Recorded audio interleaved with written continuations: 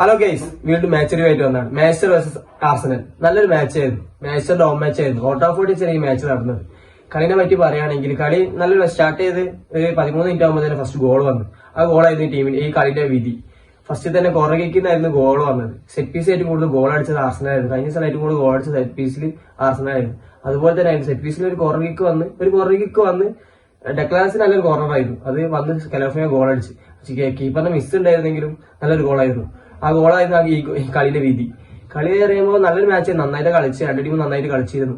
പിന്നെ വെച്ചാൽ മാച്ചിനെ പറ്റി പറയുമ്പോൾ എത്ര ബെറ്റർ, നല്ല മാച്ച് മാസ്റ്റർ കളിച്ച്. മാസ്റ്റർ എന്താ പറയാ, ഈ കളി തോറ്റെങ്കിൽ നല്ല എന്റെ കാഴ്ചപ്പാടിൽ ഏറ്റവും നല്ല കളി മാസ്റ്റർ കളിച്ചിരിക്കണം. എന്റെ കാഴ്ചപ്പാട് നല്ല മാച്ചാണ് മാസ്റ്ററിന്റെ.